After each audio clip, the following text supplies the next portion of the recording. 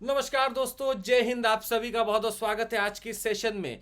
Prelims 2025 Dastak दे चुका है और हम आपको बता दें कि आने वाले कुछ समय में हम लोग ऐसे बहुत सारे इनिशिएटिव्स लेकर आएंगे जहां से आपको प्रीलिम्स 2025 का साफ साफ रास्ता दिखने लगेगा।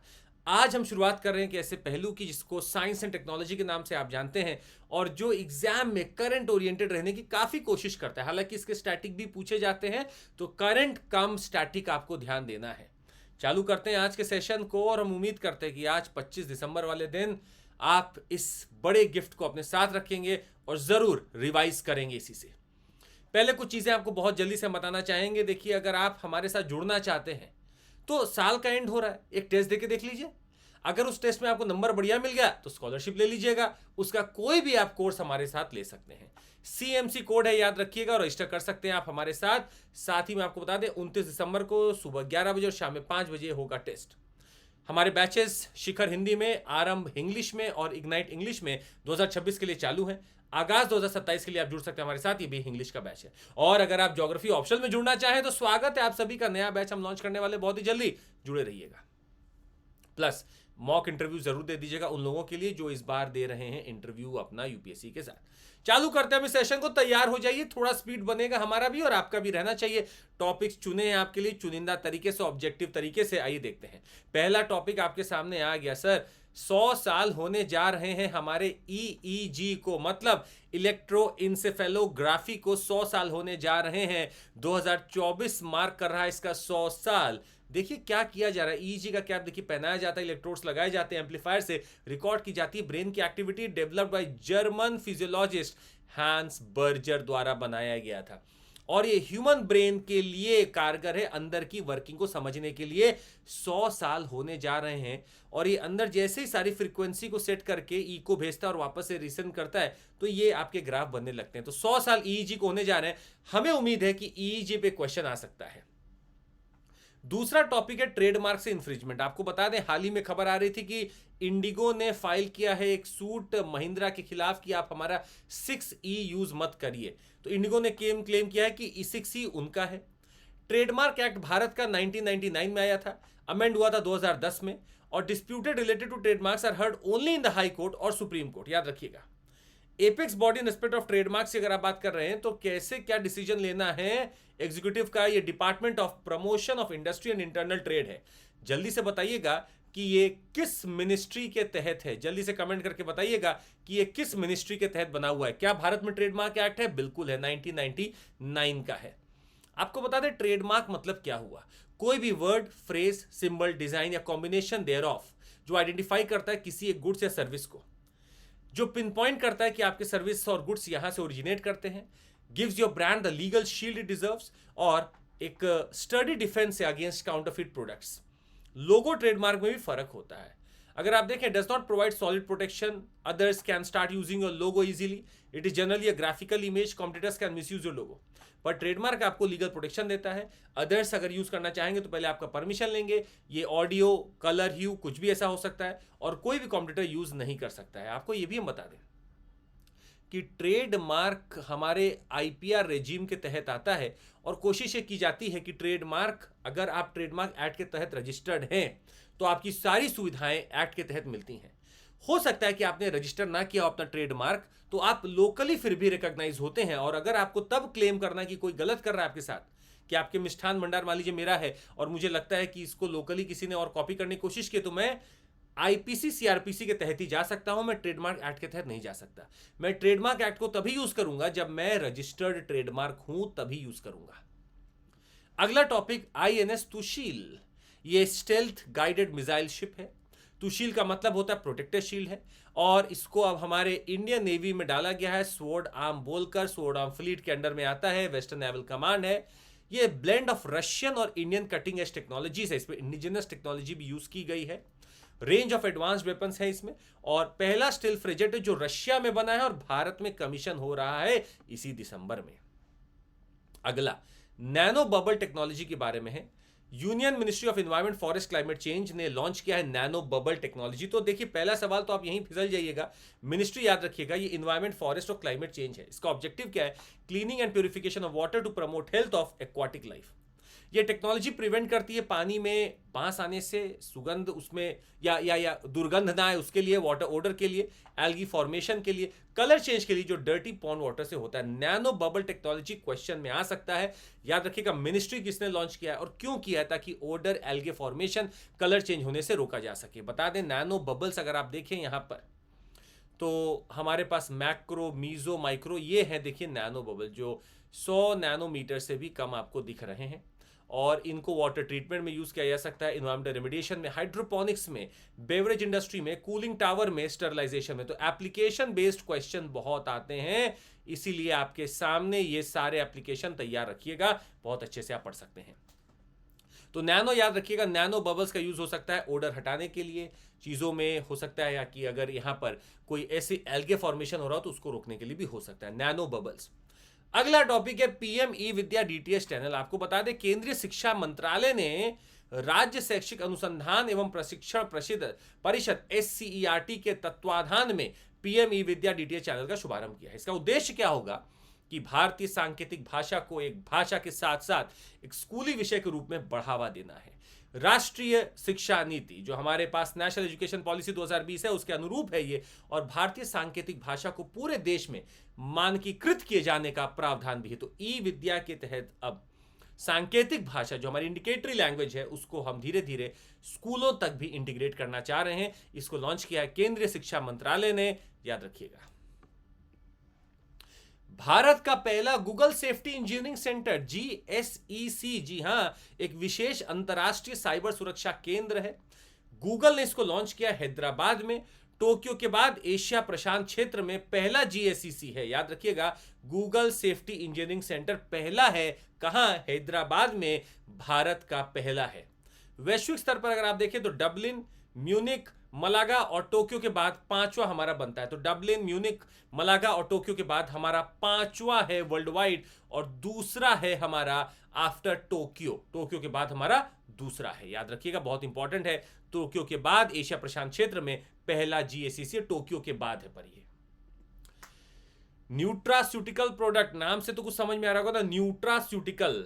तो केरला के शास्त्र साहित्य परिषद files complaint with Food Safety and Standards Authority of India against online marketing claims and sales of nutraceutical product। nutraceutical मतलब न्यूट्रिएंट और फार्मास्यूटिकल को मिलाकर, ये न्यूट्रिशियस फूड इंग्रेडिएंट और मेडिकल ड्रग को मिलाकर बनाते हैं।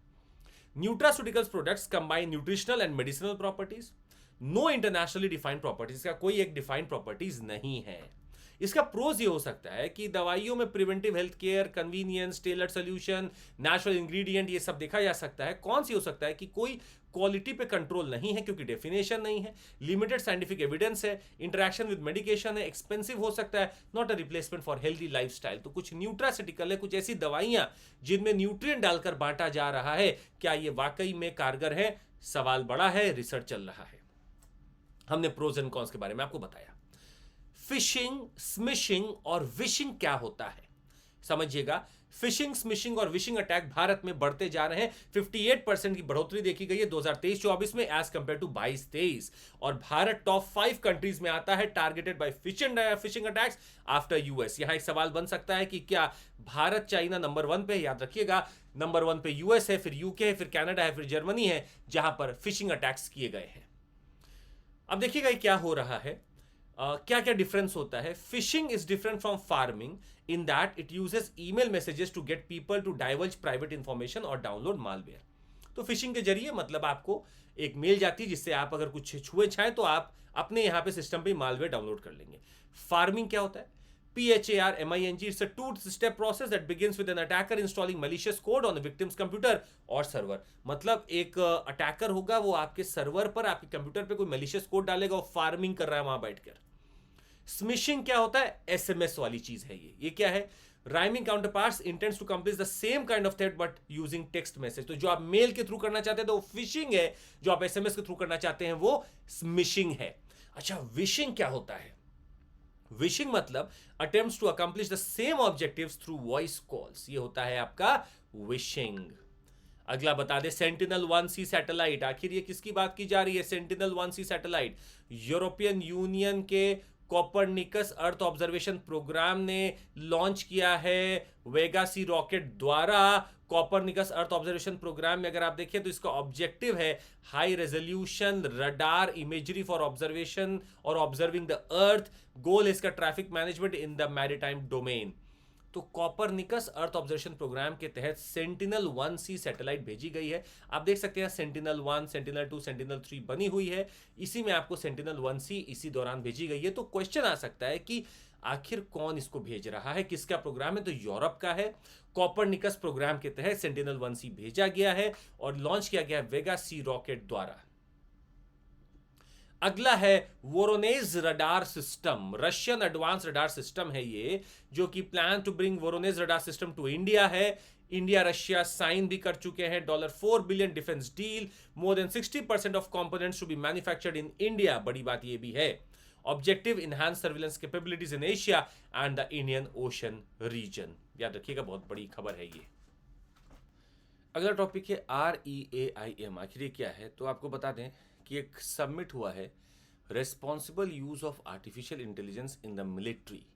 तो मिलिट्री में भी कैसे रिस्पॉन्सिबल यूज होना चाहिए आर्टिफिशियल इंटेलिजेंस का, उसके ऊपर है। ये सियोल में हुआ है, जो साउथ कोरिया की राजधानी है। होस्ट किया गया केनिया, नीदरलैंड, सिंगापुर, यूके के द्वारा। सेकेंड एडिशन हुआ है समिट का। पहला एडिशन हेग में हुआ था नीदरलैंड्स में 2023 में। दूसरा हुआ है सियोल में। कॉन्फ्रेंस पार्ट है न्यू ग्लोबल डिप्लोमेसी का, ताकि मिलिट्री एप्लीकेशंस में AI के यूज को शेप किया जा सके। 3 पॉइंट इसके रहे। Understanding the implications of military AI on global piece and security, implementing the new norms on the use of AI system in military affairs, developing ideas on long term global governance of AI in the military field। अब इसमें India नहीं है, आप देख सकते हैं। ये host किया था केनिया, नीदरलैंड, सिंगापुर, यूके ने, और इसको होस्ट इंडिया ने नहीं किया था। Bepi Colombo mission, European space agency and JAXA, मतलब जापान की एक्सप्लोरेशन एजेंसी जो है, उसने मिशन टू मरकरी के बारे में कहा है। मरकरी का क्या होगा? Bepi Colombo. First clear view of Mercury's south pole का जो व्यू है वो रिलीज किया गया है। तो बेपी कोलंबो एक जॉइंट मिशन है। ये 2018 में लॉन्च हो चुका था। इसका ऑब्जेक्टिव है मरकरी को एक्सप्लोर करना, जो प्लैनेट हमारे सन के क्लोजेस्ट है। तो बेपी कोलंबो नाम याद रखिएगा। तो कोलंबो देखिए, कहीं और नहीं जाना आपने को, मरकरी पे पहुंचना है, कि मरकरी के लिए इसको भेजा गया था। ऑब्जेक्टिव्स इसके: study Mercury's form, interior structure, geology, composition, craters. Investigate करेगा मरकरी के एग्जॉस्फेयर को। Study Mercury's magnetised envelope, investigate the origin of Mercury's magnetic field. Details इसके हम बताते हैं आपको। ये आर्यन 5 से लॉन्च किया गया था, फ्लाई बाय मिशन था।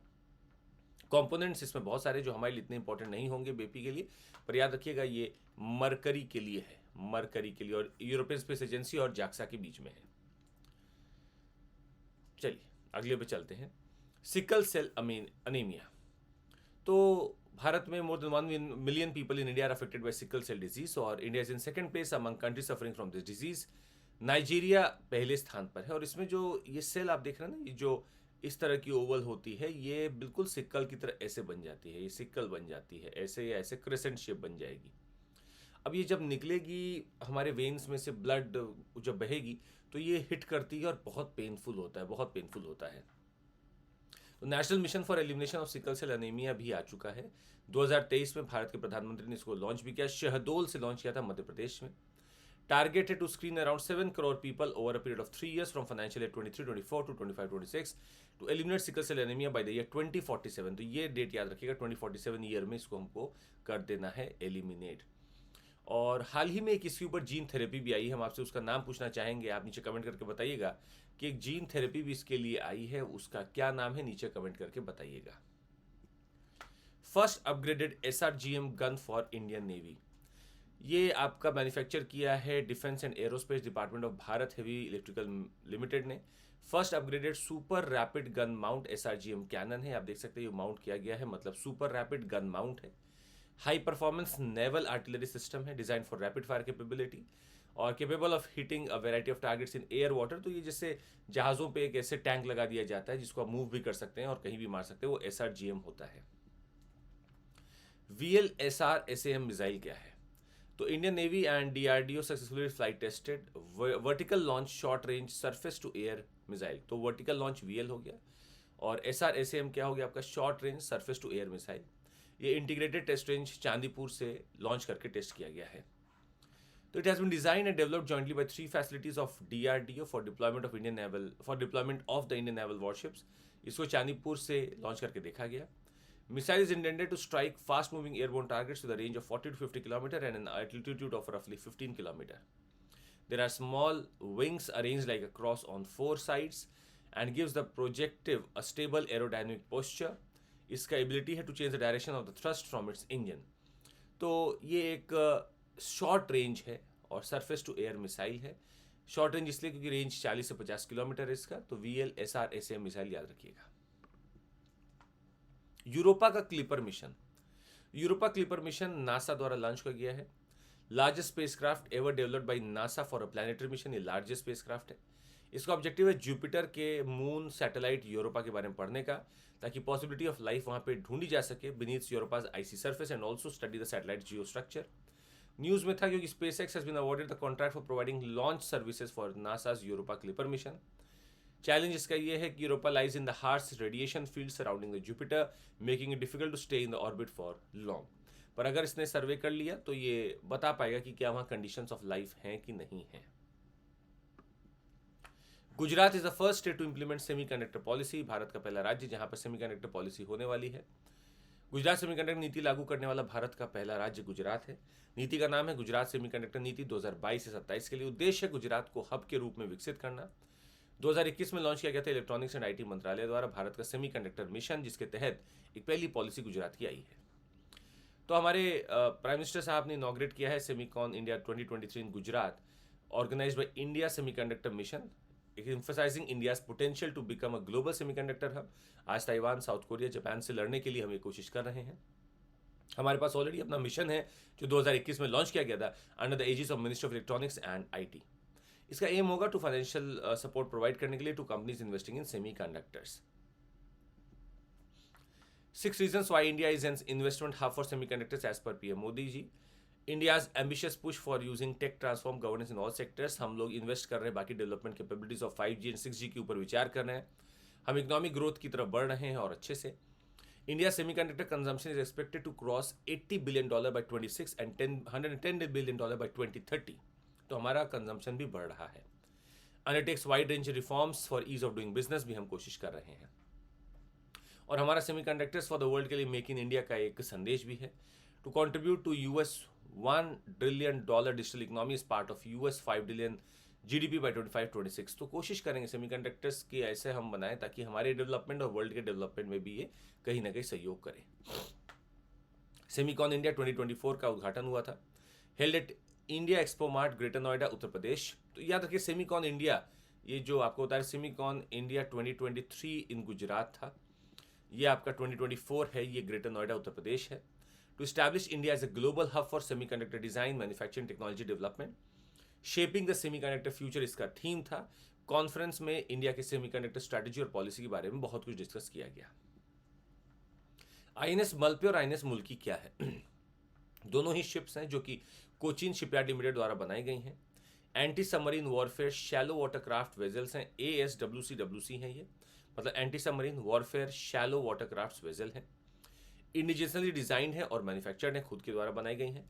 नोन एज द माहे class, this ships will replace the current Abhay class ASW corvettes in the Indian navy, capable of carrying out low intensity maritime and mine laying operations. तो मतलब ये low intensity maritime और mine laying operations भी कर सकते हैं। Besides surveillance भी करेंगे सरफेस का and search and rescue operations भी करेंगे ये। तो दोनों आप देख सकते हैं मालबे और मुल्की खड़े हुए हैं। National test house, quality council of India ने अप्रूव किया है Ghaziabad branch of national test house certification body for type certification of drones.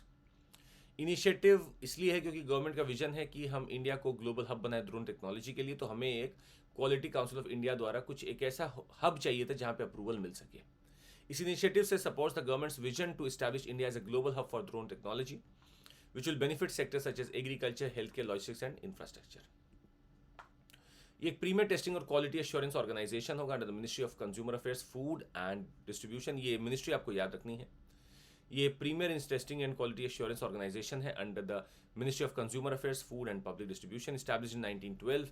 It carries out almost all types of testing, calibration and quality assessment related to industry, commerce, trade। और इसी का जो हम branch खोलने जा रहे हैं वो खोलने जा रहे हैं गाजियाबाद में। तो क्वालिटी काउंसिल ऑफ इंडिया क्या है? ये 1996 में एक नेशनल बॉडी की तरह बन के आती है, setup through PPP model with support of the government of India and 3 major industry association, जिसमें एसोकैम है, कॉन्फेडरेशन ऑफ इंडियन इंडस्ट्री है और फिक्की है। ऑब्जेक्टिव अगर हम आपको बता दें तो establish a mechanism for independent third party evaluation product service and process. तो ये इवैल्यूएशन के लिए है कि आपका क्या क्वालिटी है प्रोडक्ट का, 1996 में बन चुकी थी। हीलियम को यूज किया जा रहा है स्पेस रॉकेट प्रेशराइजेशन सिस्टम में। तो क्या कर रहे हैं देखिएगा, Boeing Starliner aircraft sent to bring back 2 astronauts from the International Space Station had to land back on Earth due to a helium leak in the propulsion system. Helium को यूज किया जा सकता है ताकि adequate pressure in fuel tank को maintain किया जा सके, ensure uninterrupted fuel flow in the rocket engines and for cooling systems also. तो इनको लाने के लिए जो बोइंग का स्टारलाइनर भेजा जा रहा था उसमें हीलियम लीक हो गई थी, इसीलिए इसको अबॉर्ट कर दिया गया। हीलियम एक इनर्ट गैस है, does not react with other substances, second lightest gas है after hydrogen. A large amount of fuel is required to launch a rocket into orbit and maintain it. Helium's low weight compensates for this requirement, तो इसका बहुत लो wait होता है जो requirement को compensate कर देता है। बॉइलिंग पॉइंट हीलियम का अगर आप देखेंगे तो -68.9 डिग्री सेल्सियस है। It can remain in gaseous for even in extremely cold environments, ये गैस में ही रह सकती है। ऑल्टरनेटिव्स हीलियम का अगर देखें तो आर्गन, नाइट्रोजन भी हैं, जो कि कई बार आर्गन तो बिल्कुल ही इनर्ट है, नाइट्रोजन भी इनर्ट है गैस के फॉर्म में, sometimes cheaper, but helium remains the industry standard. Aryan का 6 नोवल सिस्टम जो है वो Europe's new Aryan 6 rocket abandon helium in favour of pressurisation system that convert small amounts of its liquid oxygen hydrogen into gas for pressurising the fuel. तो आर्यान 6 ने helium को हटा दिया था प्रेशराइजेशन सिस्टम से हटाकर, अब वो ऑक्सीजन हाइड्रोजन को प्रेशराइज फॉर्म में यूज करते हैं। शब्द पोर्टल क्या है आपको बता दें कि launch by commission for scientific and technical terminology CSTT under aegis of union ministry of education. यहाँ मिनिस्ट्री का नाम बहुत इंपॉर्टेंट होगा। An important step towards efforts to make technical education including medical engineering, ताकि ये सारे जो हायर एजुकेशन है ये अलग अलग इंडियन लैंग्वेजेस में भी अवेलेबल हो। 22 हमारे पास ऑफिशियल इंडियन लैंग्वेजेस हैं, शेड्यूल लैंग्वेजेस जिसमें इसको हम अवेलेबल करने की कोशिश कर रहे हैं। CSTT क्या है? 1961 में बनाया गया एक इस्टेब्लिशमेंट है to develop and define scientific and technical terms in Hindi and all Indian languages. इसके बाकी के फंक्शंस हैं, ये एडमिनिस्ट्रेटिव और वेरियस डिपार्टमेंटल टर्मिनोलॉजीज को भी पब्लिश करता रहता है। फर्स्ट लेप्रोसी फ्री कंट्री कौन है? जॉर्डन आपको बता दें पहला देश है दुनिया का जो कि लेप्रोसी को एलिमिनेट करने में सफल हो चुका है। लेप्रोसी क्रॉनिक इन्फेक्शियस डिजीज है जिसको हम हैंसन डिजीज के नाम से भी जानते हैं। ये बैक्टीरियल डिजीज है, माइकोबैक्टीरियम लेप्रे से होता है। This bacteria grow very slowly and can take up to 20 years for symptoms of infections to develop. Hansen disease का नाम है। Leprosy is chronic infectious disease caused by type of bacteria mycobacterium leprae.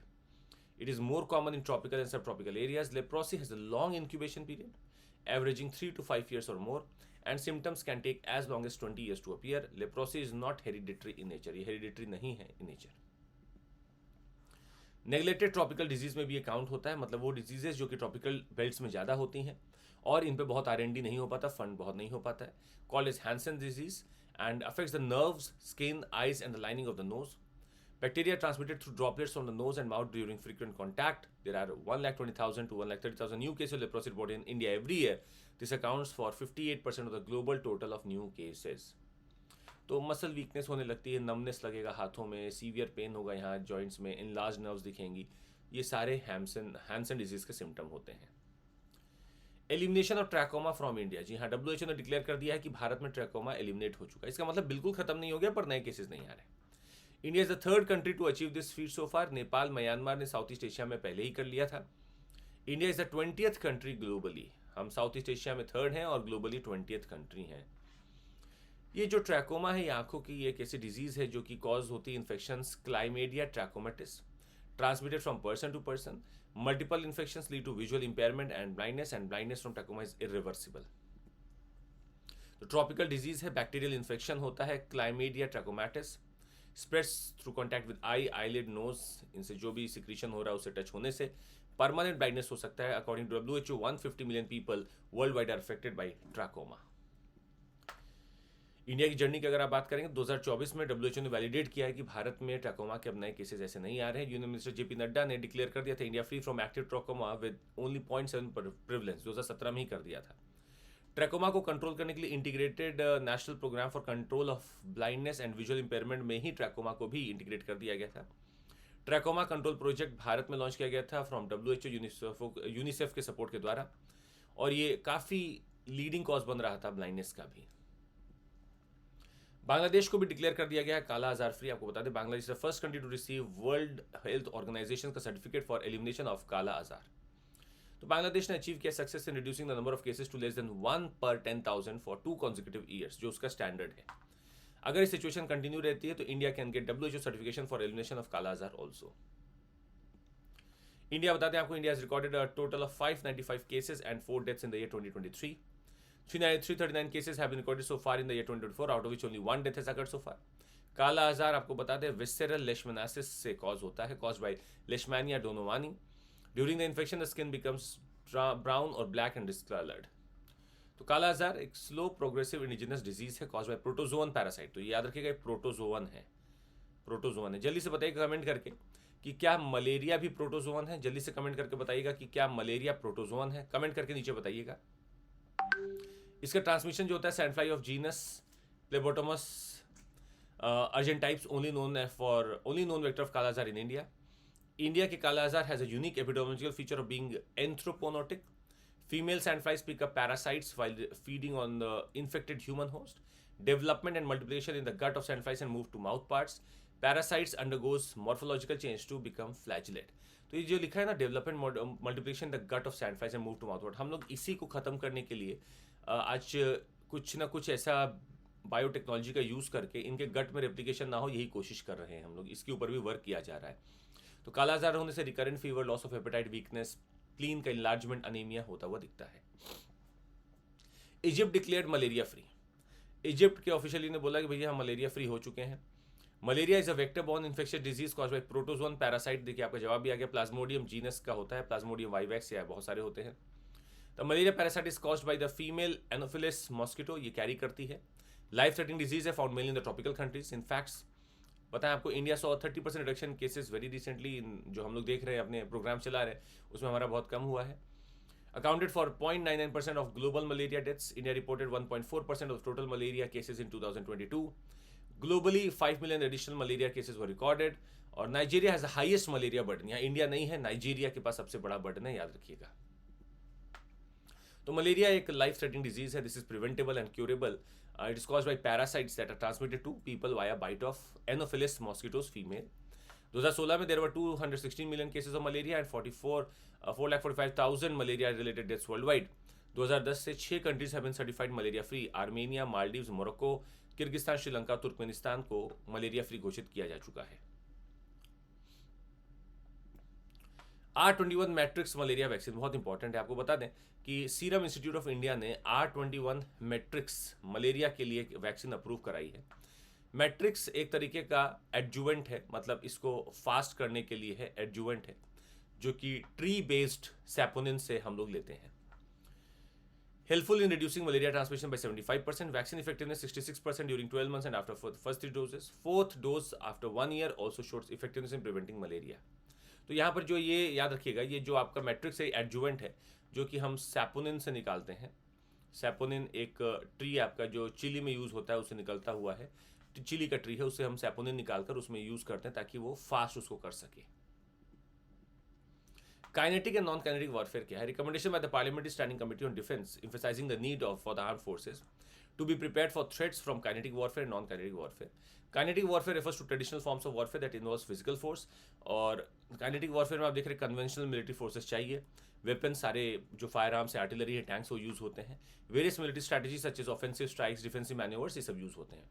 Non kinetic का मतलब है कि कुछ ऐसे strategies and tactics हैं that aim to achieve military और political objectives without the use of direct physical violence.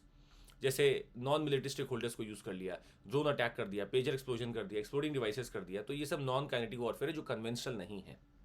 Cyber warfare हो गया, स्प्रेडिंग प्रोपेगेंडा हो गया, र्यूमर्स हो गया, attempts to influence another countries election हो गया, ट्रेड सैंक्शन हो गया, तो ये सब हमारे नॉन काइनेटिक के अंदर में आते हैं। आउटर स्पेस ट्रीटी की आइए बात कर लेते हैं। सितंबर में the first private space walk was recently connected by the crew of Polaris don mission का पहला स्पेस वॉक किया गया था, फर्स्ट प्राइवेट स्पेस वॉक किया गया है।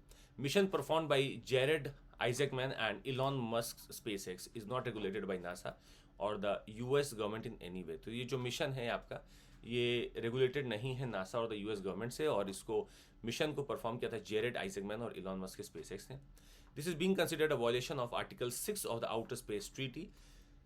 क्या है समझते हैं। आउटर स्पेस मतलब वो है जो रीजन बियॉन्ड है प्लैनेट के एटमॉस्फेयर में, including the space between celestial bodies such as planet, stars and moons. For earth outer space begins at about 100 kilometre above the sea level at the Karman line, कहा जाता है इसके beyond आप जाते हैं तो आप आउटर स्पेस में जा रहे हैं, जो एटमॉस्फेयर को आउटर स्पेस से अलग करता है। Outermost layer of the earth atmosphere extends to about 960 kilometre above the surface. तो स्पेस हमारा कहा जाता है कार्बन लाइन से बिगिन हो जाता है। ये कार्बन लाइन आप देख रहे हैं यहाँ पर ये बनी हुई है, कार्बन लाइन से स्पेस आपका बिगिन हो जाता है। आउटर स्पेस ट्रीटी आपको बताते हैं principle governing the activities of states in the exploration and use of outer space including the moon and other celestial bodies है। ये एक मल्टीलैटरल नॉन बाइंडिंग ट्रीटी है and proposed and implemented in the year 1967। At present, a total of 115 countries, including India, are parties to this. Moon and other celestial bodies shall be used exclusively for peaceful purposes. States shall be responsible for national space activities, whether carried out by government or non-government activities. तो actually यही था यहाँ पर कि ये states responsible होंगे national space activities के लिए, whether carried out by government और नॉन गवर्नमेंटल एंटिटीज़, यही रिस्पॉन्सिबल होंगे। पर नासा ने यहाँ पे इसको कोई भी रेगुलेशन नहीं किया था, इसीलिए इसको बोला गया कि वॉयलेट हुआ है। Exploration use of outer space shall be for the benefit and interest of all nations and shall be available to all mankind. Outer space shall be free of exploration and used by all states. तो article 6 यही बोलता है, activities by non governmental entities in outer space would require authorisation and ongoing supervision, जो कि NASA ने बोला कि हम तो नहीं कर रहे हैं, इसीलिए इस ट्रीटी का वॉयलेशन दिखा साफ साफ। तो article 6 of OSTs seem to be violated. Vinetra Kalvari submarine escape training facility Vinetra commission at INS Satwahan in Visakhapatnam, Andhra Pradesh. INS Satwahan is the premier submarine training establishment of the Indian Navy. विनेत्र एक इंडियन नेवी फैसिलिटी है for training the crew of Kalwari class submarine in submarine escape training. तो एक हमारा training facility है विनेत्र, जो कि INS Satavahana Visakhapatnam, Andhra प्रदेश में चालू हो रहा है। कलवारी क्या है? First submarine of the scorpion class developed by French technology. Diesel electric submarine है ताकि हम लोग एनिमीज के ट्रेड एनर्जी रूट्स पर अपनी नजर रख सकें। INS Kalwari. Food versus fuel debate देख लेते हैं। Currently food versus fuel debate is going on too much because हम लोग इथेनॉल में कन्वर्ट कर रहे हैं अपने फूड को। तो debate is about sugar cane, rice, maize, palm और soybean oil for ethanol and biodiesel production. Because phosphoric acid use to make electric vehicle battery is a matter of concern for Indian agriculture also. तो हम लोग कोशिश करेंगे अब किधर डालें, मतलब जो फूड है हमारा उसको फूड में डालें या फ्यूल में डालें, ये भी एक बहुत बड़ा कंसर्न बन रहा है। Use of phosphoric acid as a key component in electric vehicle भी एक चैलेंज है। Phosphoric acid is also key component of diammonium phosphate fertiliser में भी एक है, पर अब हम उसको इलेक्ट्रिक व्हीकल में भी, बैटरी में भी यूज कर रहे हैं। ऑलरेडी हमारे पास फॉस्फेट कितना कम होता है। DAP second most use fertiliser after urea and DAP contains 46% phosphorus, और हम इसको हम उगाते भी हैं, मतलब बनाते भी हैं, और हम इसको इम्पोर्ट भी करते हैं। अगर हम इसको भी इलेक्ट्रिक व्हीकल में डाल देंगे तो मतलब हमको और इम्पोर्ट करना पड़ेगा DAP, जो हम रशिया से, यूक्रेन से बहुत अच्छे खासे मात्रा में करते हैं। Phosphorus is obtained from phosphoric acid, which is produced by reacting phosphate shale ore with sulfuric acid. तो phosphoric acid जो is used as a catalyst in lithium iron phosphate batteries. Lithium iron phosphate batteries are expected to meet more than 40% of global EV capacity demand in 2023. मतलब lithium iron phosphate batteries भी अब चालू हो रही हैं। Prior to this, common nickel-based NMC, lithium निकल manganese cobalt oxide and NCA, lithium nickel cobalt aluminium oxide की batteries use होती थी, पर अब हम इसको lithium iron phosphate batteries use कर रहे हैं, जो कि ग्लोबल डिमांड को अच्छा खासा मीट करने वाली हैं।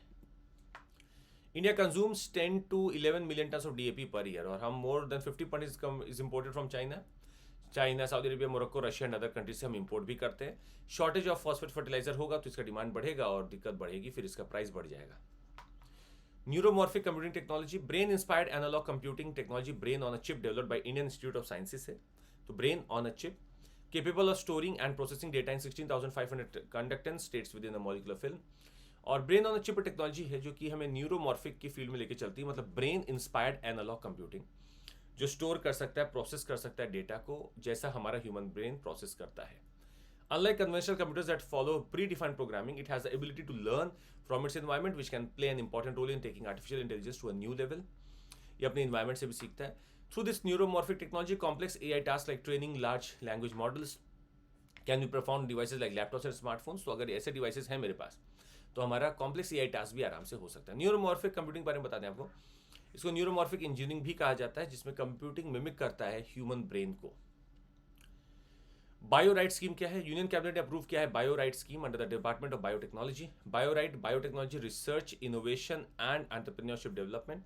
प्रपोज्ड एक्सपेंडिचर 9197 करोड़ का है। To foster innovation, promote bio entrepreneurship, strengthen India's position as a global leader in biomanufactured biotechnology, accelerate research, promote product development and bridge the gap between academic research and industrial application के लिए हम ये कर रहे हैं। तो इसके लिए हम लोग यहाँ पर बायो राइट का स्कीम हम लोगों ने चालू किया है ताकि हम एंटरप्रेन्योरशिप को बूस्ट कर सकें। जियो मैरीटाइम सिंपोजियम 2024 का शेड्यूल आपको बता दें। 5th edition of Goa maritime symposium held at naval war college Goa, ये इंडियन नेवी ने इसको होस्ट किया था। इसका थीम था common maritime security challenges in the Indian ocean region, progressive approaches in efforts to mitigate prevalent threats like illegal, unreported, unregulated fishing and other illegal maritime activities। तो ये symposium है, ये 2016 में चालू हुआ इंडियन नेवी द्वारा, platform to promote cooperation mutual understanding between India and the major maritime nations of the Indian ocean region, held biennially by the Naval war college Goa. Cancer moonshot initiative बहुत important है, Quad द्वारा launch किया गया है। ये 6th quad की summit हुई थी विल्मिंगटन डेलवारे आपका यूएसए 2024 में, और ये कैंसर मूनशॉट इनिशिएटिव है launch at the conference. Objective था to reduce the burden of cancer in the Indo Pacific region. India will contribute $7.5 million for cancer testing and India will supply 40 million doses of the vaccine. Agreement between India and USA regarding semiconductors, India और USA ने एक agreement भी sign किया semiconductor fabrication plant के लिए to make chips for the use of national security, next generation telecommunication and green energy applications के लिए। Semiconductor fabrication plant to be set up named Shakti and it will focus on advanced sensing, communications and power electronics. The plant will manufacture infrared, gallium nitride and silicon carbide semiconductors. These semiconductors are critical components of any technology that we have today. Women in Space Leadership Program, आपको बता दें DST in collaboration with British Council launched the Women in Space Leadership Program. UK, India and research initiatives के तहत इसको launch किया गया है। Objective है to support institution strengthening gender inclusive practices to promote women's leadership in space science. Continuous shrinkage of the Y chromosome, हमने इसको बहुत बार बताया है कि हमारा वाई क्रोमोसोम श्रिंक होता जा रहा है। ये सबसे छोटा भी हुआ करता था in the X chromosome, but in the last 300 million years the Y chromosomes has lost 1393 of its original 1438 genes. तो मतलब जीन्स इसके खोते चले जा रहे हैं। If the genes keep decreasing at this rate then the last 45 genes will also disappear in just 10 million years, ये भी चले जाएंगे। According to experts, if I were to tell you, reduction in the number of genes in the Y chromosomes raises many questions such as, is it heading towards extinction? Are the X and Y chromosomes responsible for sex determination? Can a different sex determination system emerge?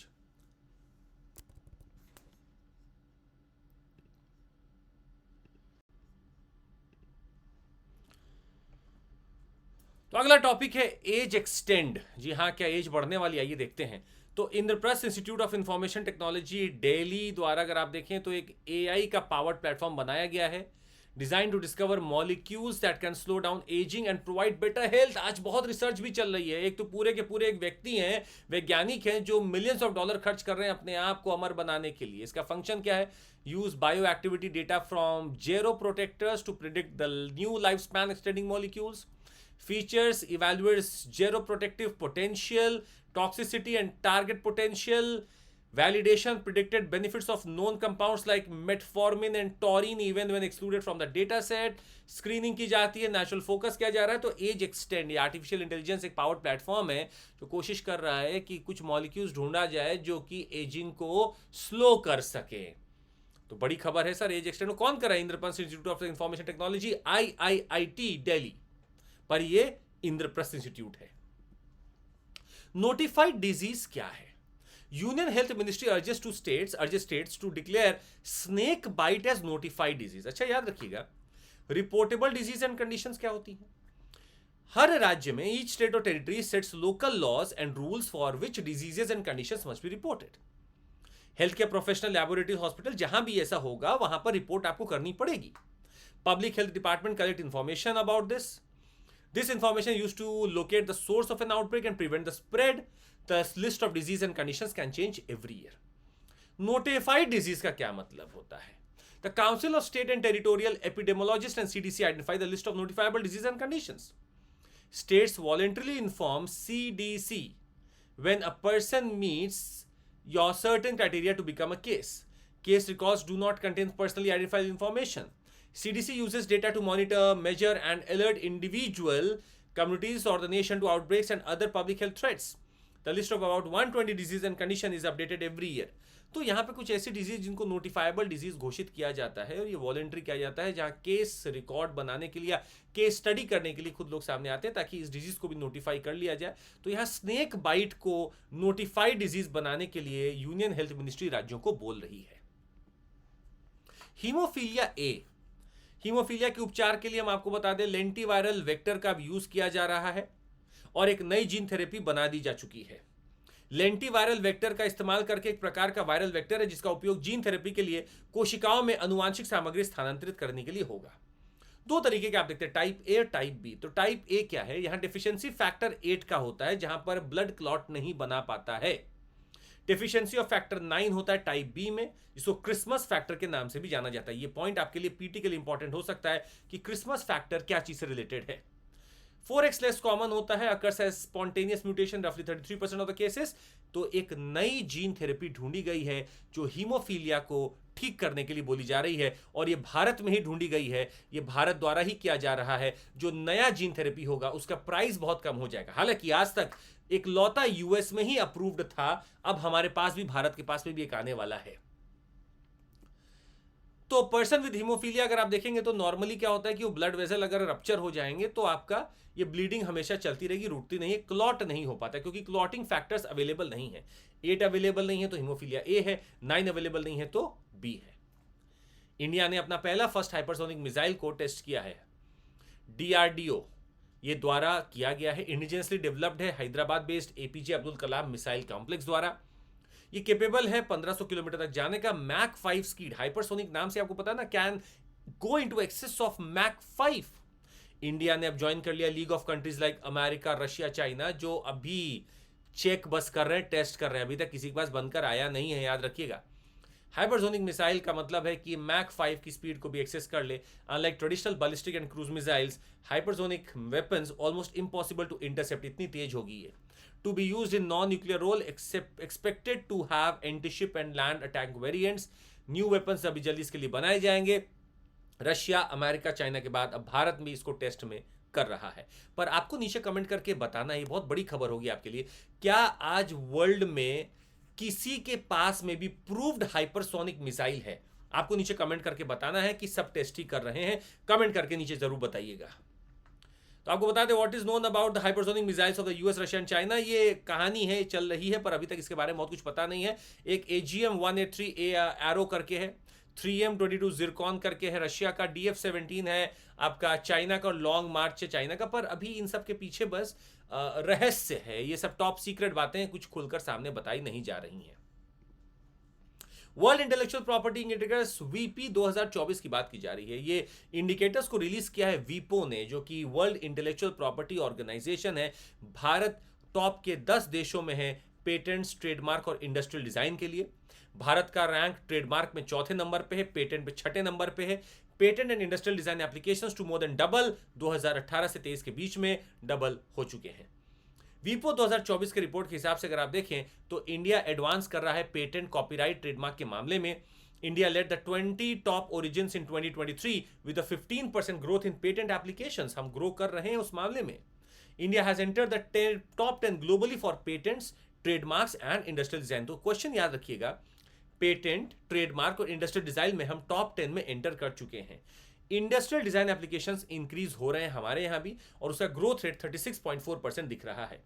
18 से 23 की अगर आप बात करें तो patent, industrial design के जो हमारे एप्लीकेशन थे मोर देन डबल हो गए, और ट्रेडमार्क 60% से ग्रो कर रहा है। तो वीपी ने अच्छी जगह रखा है भारत को।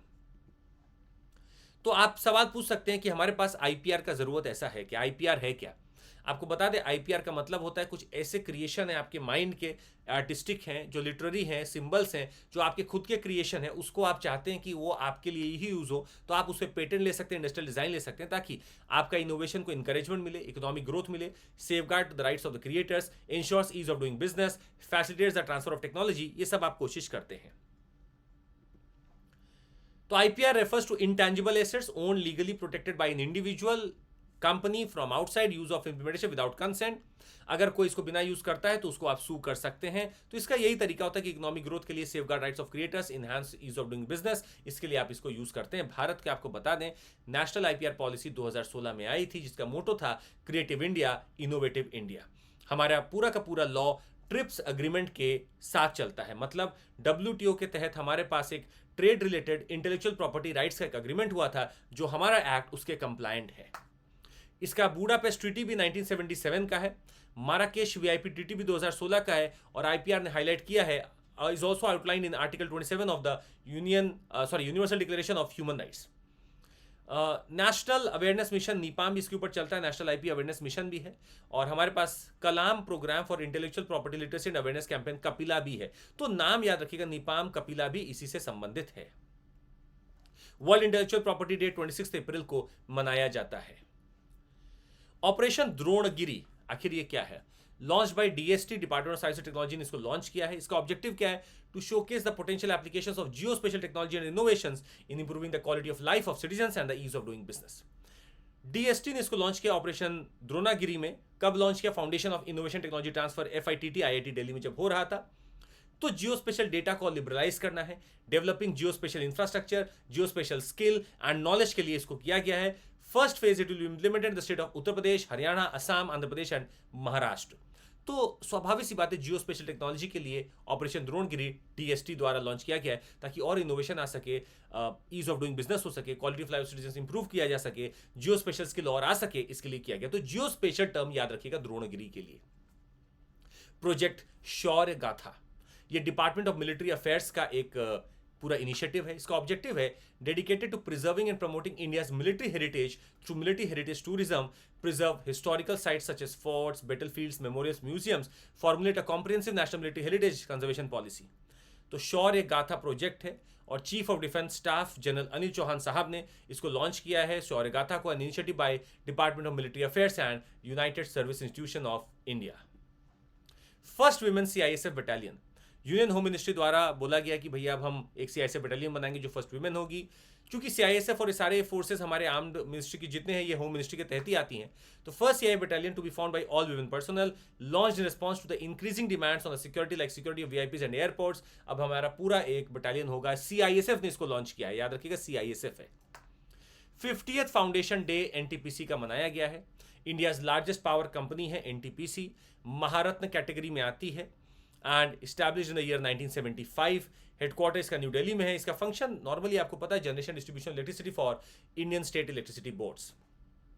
पहला भारत का CO2 या वर्ल्ड का बोलें तो पहला वर्ल्ड का first CO2 to methanol conversion plant लग चुका है एनटीपीसी द्वारा। जी हां, ये वर्ल्ड का पहला है first CO2 to methanol conversion plant by NTPC.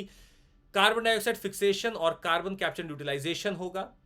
उसके बाद process of converting this CO2 into methanol at its Vindhyachal plant located in Singrauli district of Madhya Pradesh. तो जी हां, मध्य प्रदेश के सिंगरौली में जहां पे विंध्याचल प्लांट लोकेटेड है वहां पे कार्बन डाइऑक्साइड जो कैप्चर किया जा रहा है उसको यूटिलाइज करके मिथेनॉल में बना दिया जाएगा। तो कैप्चर करेंगे फिर कन्वर्जन कर देंगे हाइड्रोक्साइड प्लस अल्कोहल मिथेनॉल में, और इसमें यूज होगा रूथेनियम कैटलिस्ट। रूथेनियम कैटलिस्ट भी इसमें यूज होगा। तो बेनिफिट क्या है CO2 को अगर मैं मिथेनॉल में बदल देता हूं? तो ये क्लाइमेट चेंज मिटिगेशन मदद करेगा, CO2 कैप्चर मदद करेगा, renewable fuel production and alternative to fossil fuels, advancement in carbon capture and conversion technologies, increase energy efficiency, energy security, potential for negative carbon emissions और कार्बन न्यूट्रलिटी, इकोनॉमिक बेनिफिट्स भी आ सकते हैं like job creation हो सकता है। Challenges है कि बहुत ज्यादा एनर्जी का रिक्वायरमेंट होगा कार्बन डाइऑक्साइड को बदलने के लिए, need for effective catalyst and manufacturing of high quality catalyst and their long term stability is a big challenge. Current process of converting CO2 to methanol is very expensive. तो commercially viable होगा कि नहीं होगा नहीं पता है। Technological challenges भी अभी बने रहेंगे। अगला टॉपिक ऑस्टियोपेरोसिस है जो कि बहुत न्यूज में रहा है। WHO ने कहा कि 61 मिलियन पीपल भारत में ऑस्टियोपोरोसिस से ग्रसित हैं, of which about 80% are women. Osteoporosis एक डिजीज है जहां वीकन हो जाती है, कमजोर हो जाती है bones, leading to low bone density and increase chance of fractures. Osteoporosis आपको दिख रहा है यहाँ पर, ये हेल्दी है। ये ऑस्टियोपोरोसिस में कैसे आपका कमजोर हो जा रही है, बोन डेंसिटी आपकी बहुत कमजोर हो जाती है। GSAT-N2 सैटेलाइट के बारे में बता दें आपको। GSAT-N2 या फिर GSAT-20 की अगर बात की जाए तो इलॉन मस्क की स्पेसएक्स कंपनी द्वारा हमारा GSAT-N2 या GSAT-20 गया है। ये जियो स्टेशनरी ऑर्बिट में हमने डाला है फैल्कन 9 रॉकेट जो कि स्पेसएक्स का है। पहली बार इसरो सैटेलाइट को स्पेसएक्स ने लॉन्च किया। ये पहली बार ऐसा था कि स्पेसएक्स ने इसरो सैटेलाइट लॉन्च किया है। ये न्यू स्पेस इंडिया लिमिटेड द्वारा बनाया गया है। 14 ईयर का इसका ड्यूरेशन होगा GSAT-N2 का। Only one exclusively operating in the highly sought after KA band. ये एक लौता ऐसा सैटेलाइट होगा जो कि एक्सक्लूसिवली KA बैंड में ऑपरेट करेगा।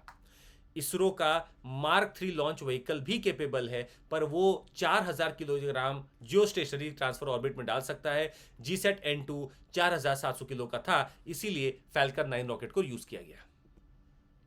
फीचर हम आपको बता दें, ये के बैंड के लिए किया गया है। Multiple spot beams and design to support a large user base. इसमें 32 यूजर बीम का यूज किया गया है। This beams will be supported by hub stations across mainland India. Purpose इसका यही है कि ब्रॉडबैंड और बढ़ा दो, इनफ्लाइट कनेक्टिविटी बढ़ा दो, पैन इंडिया कवरेज होना चाहिए, remote regions like Andaman Nicobar को भी कवर करेगा। स्पेस एक्स फैल्कन 9 रॉकेट जो कि इलॉन मस्क का है, ये काफी यूज होता है भारी भरकम रॉकेट्स को भेजने के लिए।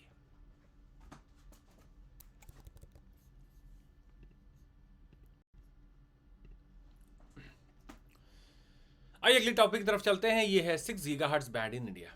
और ये बड़ी खबर भी है क्योंकि हमारे पास 5 गीगाहर्ट्ज अभी सब जगह पहुंचा नहीं है, तो अब हम 6 गीगाहर्ट्ज की भी बात करने लगे हैं। करंटली इसरो का ही एक्सक्लूसिव राइट है कि वो 6 गीगाहर्ट्ज के स्पेक्ट्रम को यूज कर रहा है।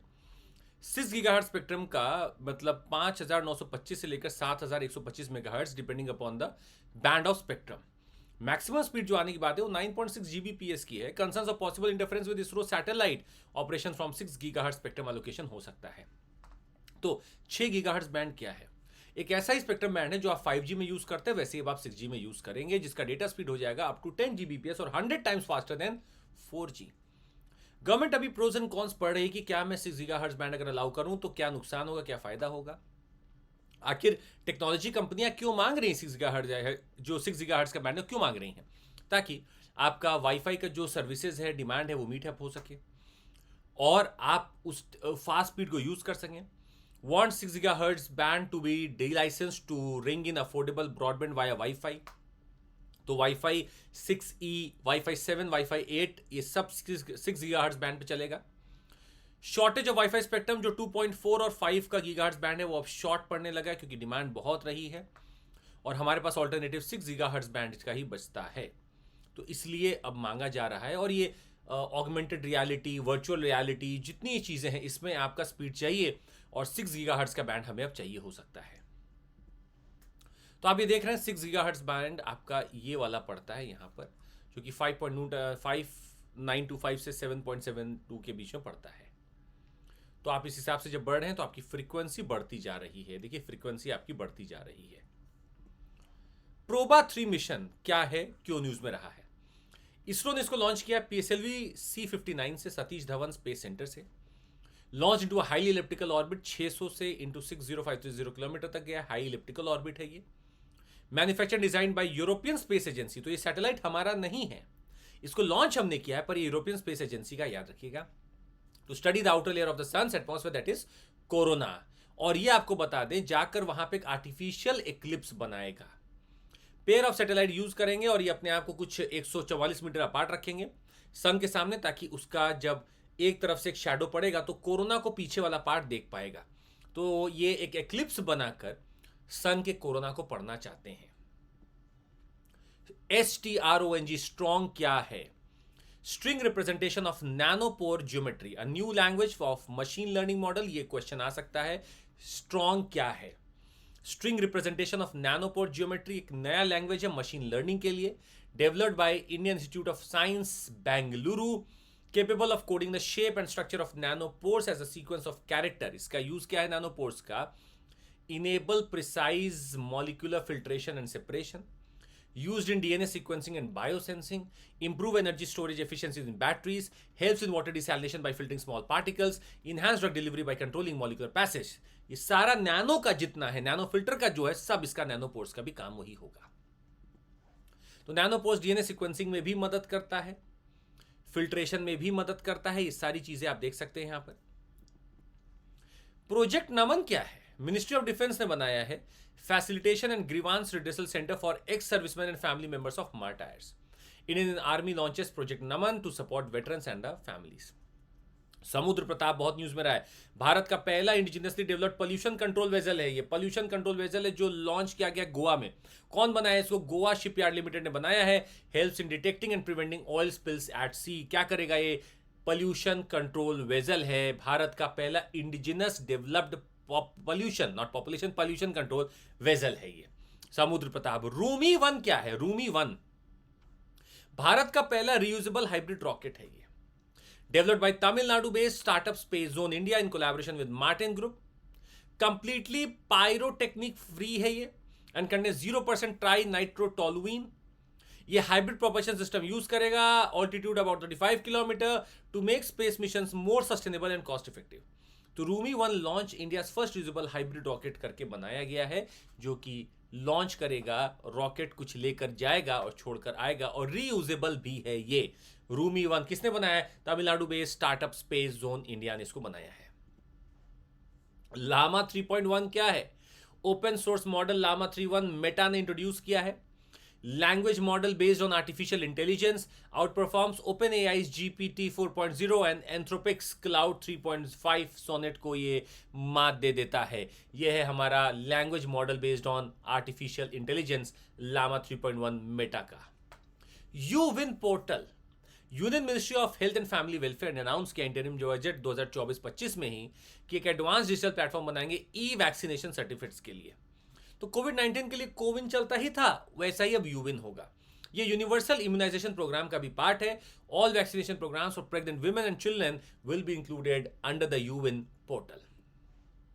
लूनर नोड 1 नासा का ऑटोनोमस नेविगेशन सिस्टम है।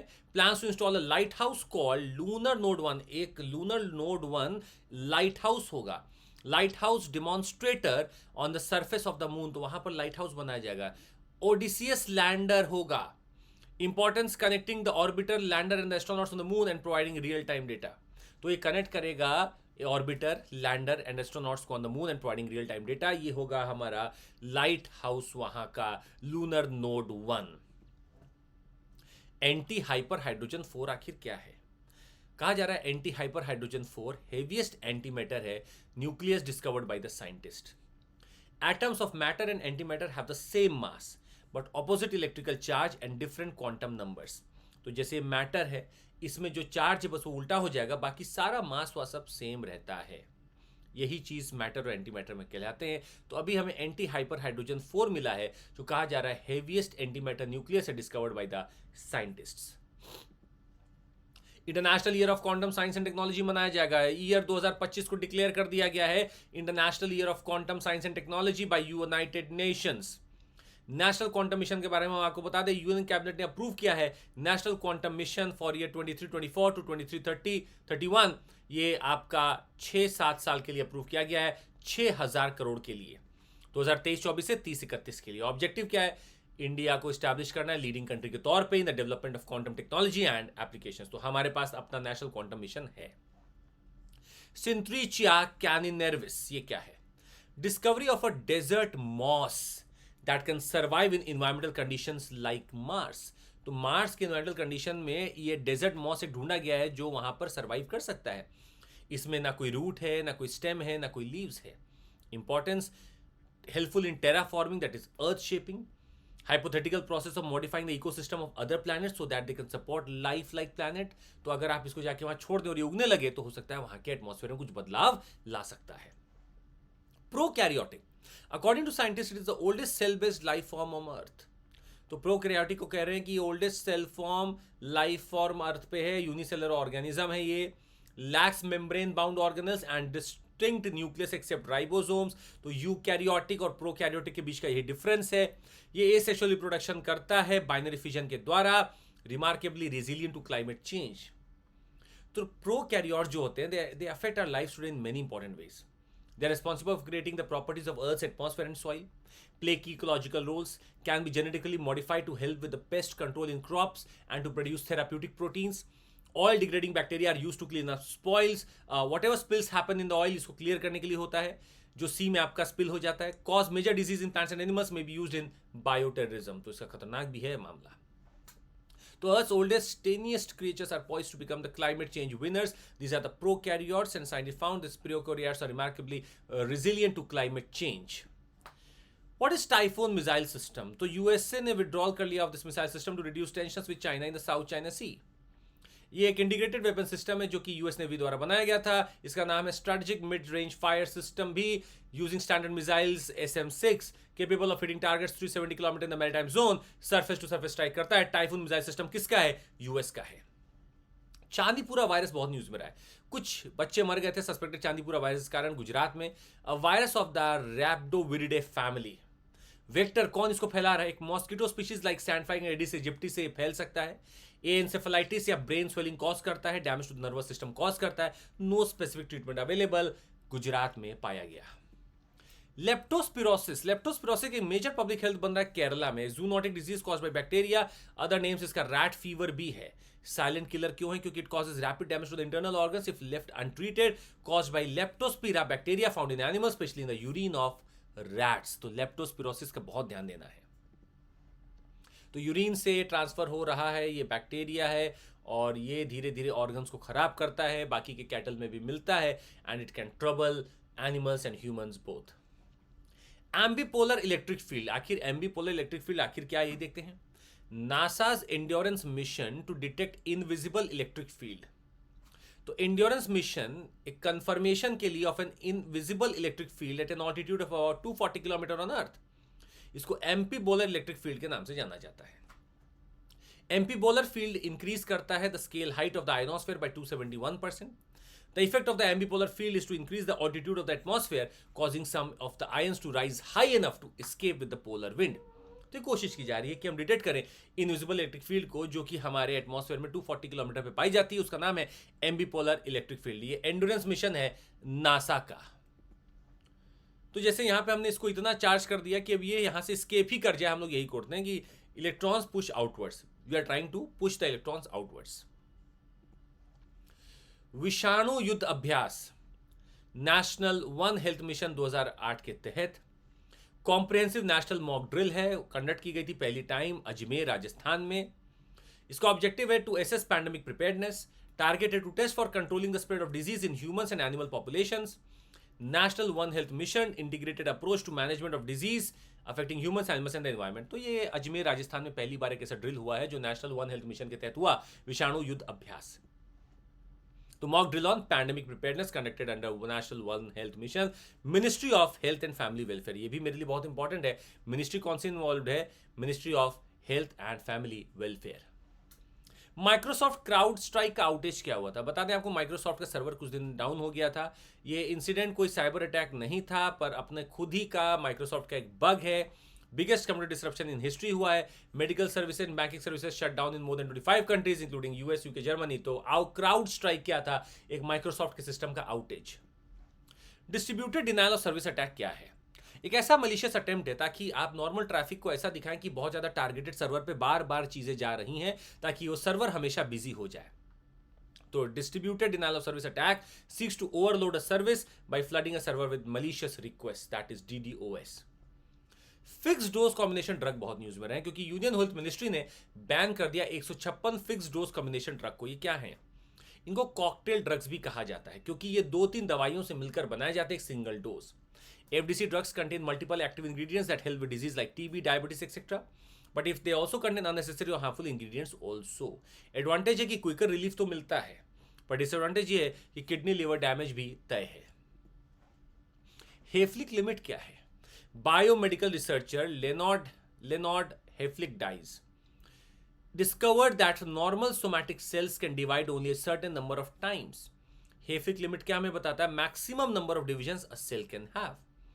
As cells stop dividing, the body starts aging. इसी को सब रिवर्स करने में लगे हुए हैं कि कैसे मैं अपना एजिंग को रिवर्स कर लूं। तो what we lose with age is our cells capacity to divide over time. और ये जो टेलोमियर्स इसमें होते थे shorten and eventually cell division stop. तो ये टेलोमियर अगर छोटे होते चले गए तो सेल डिवीजन खत्म हो जाएगा। इसी को रखे रहने के लिए आजकल बहुत सारे अभियान भी चल रहे हैं। Approval for production of Astra mark 1 missiles. Defence ministry ने अप्रूव किया production of 200 Astra 1 mark missiles of Indian air force, manufactured by Bharat Dynamics Limited, design developed by DRDO। Range इसका होगा 160 से 180 किलोमीटर, स्पीड होगी 4.5 mach, capable of carrying 15 kg warhead, beyond visual range, air to strike capability रखता है, मतलब air to air strike रखेगा beyond visual range, capable of destroying even supersonic aerial targets. That's a very important thing. इसका speed है 4.5 Mach Astra mark 1 missile. INS Arighat news में रहा है। India ने अंडर कर लिया है second nuclear powered ballistic missile submarine SSBN INS Arighat into the navy. ये इंडिया का second indigenously build nuclear powered ballistic missile submarine है। फर्स्ट न्यूक्लियर सबमरीन हमारा INS अरिहंत था, उसके बाद अब आ चुका है हमारे पास INS Arighat, build by Indian naval ship building centre SBC Visakhapatnam. Range 3500 kilometre की इसकी है चलने की। तो आईएनएस अरिघाट आपको बता दें, दूसरा हमारा nuclear capable submarine launched missile आ चुका है। सॉरी, हमारा second initial design and build Arihant class submarine आ चुका है। ये है हमारा अरिघाट, ये न्यूक्लियर केपेबल भी है। और अरिहंत क्लास के स्पेसिफिकेशंस कुछ ऐसे हैं जिसके हिसाब से आप देख सकते हैं। हालांकि ये इतना ज़्यादा तो नहीं पूछेगा, पर ये 3500 किलोमीटर तक जा सकती है। कैलिफोर्नियन क्यों न्यूज में था? कैलिफोर्नियम आपको बता दें, powerful neutron emitter and highly radioactive element है। Atomic number 98 in the periodic table. Not found naturally, not found naturally याद रखिएगा। Produce through nuclear reactions specially by bombarding helium ions on the curium. Application इसका क्या है? Optimising nuclear reactors, coal power plants and cancer treatment के लिए भी use होता है। बहुत इंपॉर्टेंट है, ये क्वेश्चन आ सकता है। प्रॉपर्टीज अगर देखें तो इसका मेल्टिंग पॉइंट 900 डिग्री सेल्सियस है, सिल्वरी व्हाइट होता है, मेटल है, रेडियो एक्टिव है। यूजेस क्या? रॉकेट फ्यूल के तौर पे, cancer therapy, neutron moisture gauges, well logging, neutron source, इन सब में यूज होता है। ग्लाइड बॉम्ब, डीआरडीओ ने सक्सेसफुली टेस्ट फायर किया है first long range glide bomb LRGB, Gaurav off the Odisha coast. 1000 kilo class glide bomb है ये। तो glide bomb, a bomb design to hit surface targets, design to be integrated with fighter aircraft. इसको वैसे गिरा देते हैं नीचे। ये आपका 1000 किलो का क्लास ग्लाइड बम बन रहा है। तो गौरव नाम है। Supreme Court decision on GM mustard, आपको बता दें स्प्लिट वर्डिक्ट आया बाय ए 2 जज bench of the Supreme Court on the need for non necessity of GAC approval in granting environmental clearance to GM mustard, Dhara mustard hybrid 11। DMH11 हमारा indigenously बनाया हुआ transgenic mustard है, खुद का बनाया हुआ है। Genetically modified form of herbicide tolerant mustard है ये। Developed by crossing a traditional mustard variety called Varun with a variety from Eastern Europe, claims to increase mustard yield by 30%। ये आपका 30% से भी इसको इंक्रीज कर सकता है। ये है हमारा धारा MH11, धारा मस्टर्ड हाइब्रिड 11। तो जेनेटिक इंजीनियरिंग अप्रेजल कमेटी जो है ये 1990 में बनती है ministry of environment, forest and climate change के तहत। ये रिस्पॉन्सिबल है इवैल्यूएट करने की activities involving large scale use of hazardous micro organisms and recombinants, and also responsible for evaluating proposals involving release of G organisms. तो ये apex committee है जो कि ministry of environment, forest, climate change में work करती है, जो approval देती है।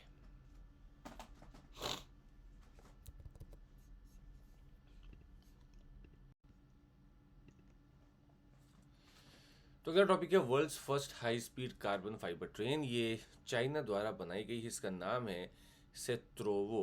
सेत्रोवो। तो नाम बड़े इंपॉर्टेंट होते हैं पीटी एग्जामिनेशन के लिए। मैक्सिमम स्पीड इसकी 140 किलोमीटर पर आवर है। Stainless steel instead of carbon fibre. Space x ने अपने कोई भी रॉकेट कंस्ट्रक्शन के लिए स्टेनलेस स्टील को चुना है as an alternative to carbon fibre. तो इसका एडवांटेज क्या होगा? ये 1000 डिग्री सेल्सियस तक टेम्परेचर को अपने विथस्टैंड कर सकता है। Ease of welding and affordability. Advantages carbon fibre के क्या थे? Higher tensile strength and lower weight than material such as steel. High stiffness, तो इसका वेट कम होता था कार्बन फाइबर का। स्टिफनेस बहुत ज़्यादा थी। Low density, excellent thermal conductivity.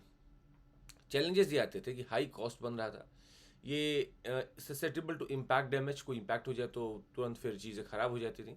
Difficulty in recycling, limited repairability, difficulty in controlling और आइसोलेटिंग इलेक्ट्रिकल कंडक्टिविटी, फ्लेमेबल भी था। तो एप्लीकेशन भी आ सकता है या फिर आपसे प्रॉपर्टीज़ भी पूछ सकती हैं कि कार्बन फाइबर की क्या प्रॉपर्टीज़ हैं, क्या ये फ्लेमेबल है, क्या इलेक्ट्रिकल कंडक्टिविटी का कोई दिक्कत है, क्या रिपेयर हो सकता है, ये भी पूछा जा सकता है। सिप्री की एनुअल रिपोर्ट आई है न्यूक्लियर वेपन्स पे।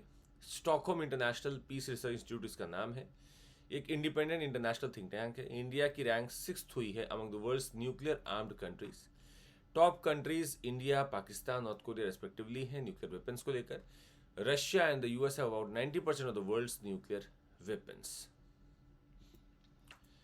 Zorawar tank, manufactured by DRDO and private sector company L&T, indigenously designed और डेवलप्ड है, named after Dogra general Zorawar Singh who had led military operations in the western Tibet.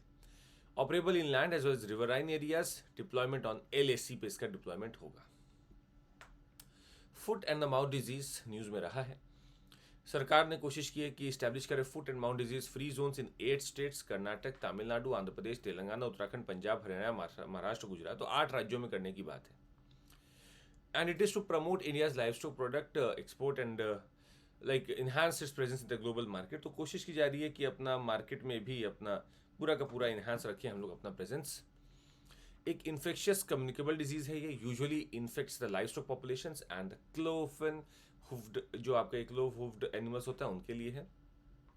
Does not affect horses and does not spread to humans through consumption of meat. तो foot and mouth disease है, highly contagious viral vesicular disease है cloven hoofed animals के लिए, such as cattle, buffalo, sheep, goats and the pigs. It leads to reduction in milk yield also, decreased growth rate, infertility, reduced working capacity in bullocks, trade embargo in the international market. Space flight का क्या impact पड़ता है human body पर? तो NASA deemed Boeing Starliner crew capsule unsafe for return trip. Starliner crew capsule carried astronaut Sunita Williams को लेकर गई थी एंड बैरी विल्मोर को लेकर गई थी to the international space station. As result NASA has extended Williams and Wilmore stay, क्योंकि वो लाने में सेफ नहीं महसूस कर रहे हैं। क्या क्या विकार आ जाते हैं? Loss of muscle mass and bone density, immune dysregulation है, मेंटल हेल्थ बदल जाती है, इम्पैक्ट पड़ता है, headward shift of fluids including blood, सब हेडवर्ड शिफ्ट होता है, विजन चेंज होने लगता है। Study of microgravity effects is crucial to ensure astronaut safety in space. तो ये माइक्रोग्रेविटी इफेक्ट्स इसलिए पढ़े जाते हैं ताकि उनका सेफ्टी के लिए सब चीज़ तैयार रखें हम लोग।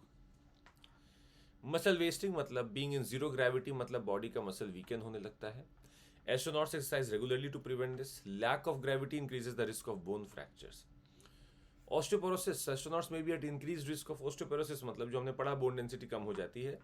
The process occurs slowly on earth as well but it happens faster in space, मतलब ये सब होगा अर्थ पे भी पर स्पेस में फास्टर होगा।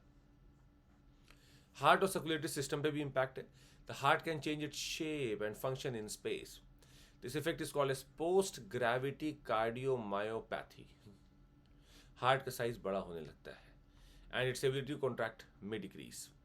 Effects on biological and immune system. Living in space can weaken the immune system also, increasing susceptibility to diseases. Exposure to ultraviolet rays भी impact करता है।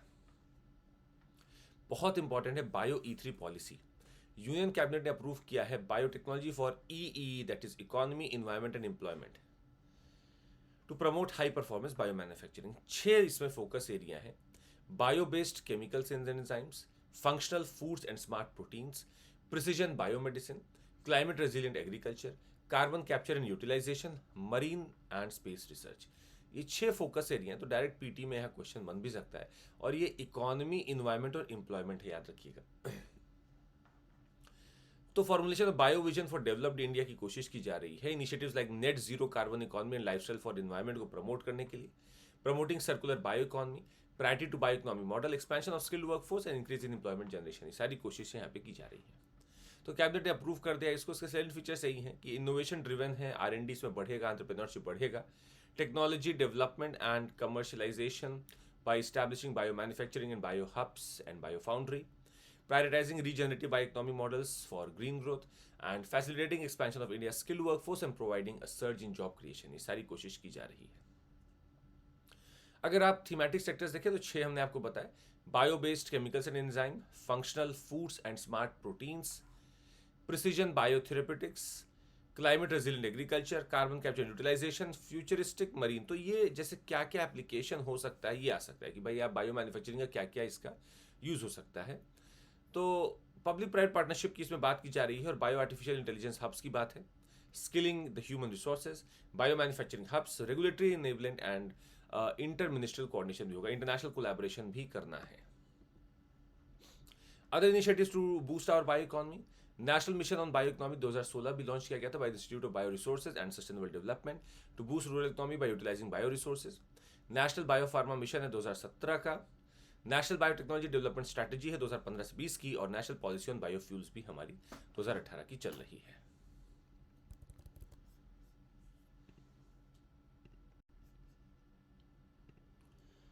मेस ऑब्जर्वेटरी के बारे में आइए देख लेते हैं। Department of atomic energy inaugurates major atmospheric Cherenkov experiment observatory at Hanle, Ladakh में। मेस कहा जा रहा है world's highest and Asia's largest imaging Cherenkov telescope है। इंपॉर्टेंस का क्या होगा कि ये कॉस्मिक रे रिसर्च को और अच्छा करने में मदद करेगा, हाई एनर्जी गामा रेस को पढ़ने के लिए, thereby paving the way for deeper study of the universe. तो socio economic development of Ladakh के लिए भी ये मदद करेगा। ग्लोबल डिजिटल कॉम्पैक्ट क्या है? ये एक मैटर है जो अडॉप्ट किया गया था by member countries during the UN organise summit for the future में। First instrument of its kind at the international level which focuses on potential of digital technologies. Initiative UN ने launch किया था. इसका objective है to promote a shared vision for digital cooperation and governance. Not legally binding, बहुत important point याद रखिएगा, it is not legally binding. And GDC encourages collaboration between governments, private sector, civil society, international organisations also. इसका benefit होगा promote sustainable development, promote digital inclusion, promote global cooperation, address cyber security challenges, develop guidelines for ethical technology use while addressing concerns related to privacy and data security, promote innovation. Challenges ये होंगे इसके कि limited openness होती है इन partnerships में, self regulation बहुत कई बार इनफेक्टिव हो जाता है, डेटा प्राइवेसी कंसर्न भी होगा, मोनोपोलिस्टिक कंट्रोल होगा, ग्लोबल कोऑपरेशन लिमिट्स भी आपकी लगी रहेंगी इसमें. आईएनएस निर्देशक की बात कर लें. Vessel delivered to Indian navy by Garden Reach Ship Builders and Engineers Limited, powered by 2 marine diesel engines and fixed pitch propellers. It will help enhance India's maritime power in the Indian Ocean region. Commission of INS निर्देशक आपको बता दें कि ये दिसंबर 18 को किया गया. Second ship in a series of 4 survey ships build by Garden Reach Ship Builders and engineers Kolkata. Displacement इसका 3400 टन का है, टोटल लेंथ इसकी 110 मीटर है और ये इसकी स्पीड जो है 18 नॉट्स के ऊपर है. It will help in increasing India's maritime power in the Indian ocean region. तो ये हमारा एक वेसल है जो डिलीवर किया है इंडियन नेवी को GRSE ने, ये आप देख सकते हैं. India's new missile testing centre है. कैबिनेट कमेटी ने अप्रूव किया है कि अब हम एक नया मिसाइल टेस्ट सेंटर बनाएंगे. अभी चांदीपुर हम ओडिशा में करते थे, अभी नागालंका आंध्र प्रदेश में करेंगे. बहुत important, Nagalanka Andhra Pradesh. India currently has 2 missile test and launch centres. एक व्हीलर आइलैंड है जिसको अब्दुल कलाम आइलैंड आप जानते हैं, और एक चांदीपुर है उड़ीसा में. थार्ड सिस्टम क्या है? यूएस ने अनाउंस किया है कि वो डिप्लॉय करेगा अपना terminally high altitude area defence. तो थार्ड सिस्टम 2 बार यूपीएससी पहले ही पूछ चुका है. इजराइल में इसको बोला कि हम डिप्लॉय करेंगे. THAAD anti ballistic missile defence system है, design and manufactured by American company Lockheed Martin. THAAD provides short range defence against ballistic missile threats up to 5000 kilometre inside और outside atmosphere. Primary role of this missile system is to track and destroy missiles before they are launched using a powerful radar.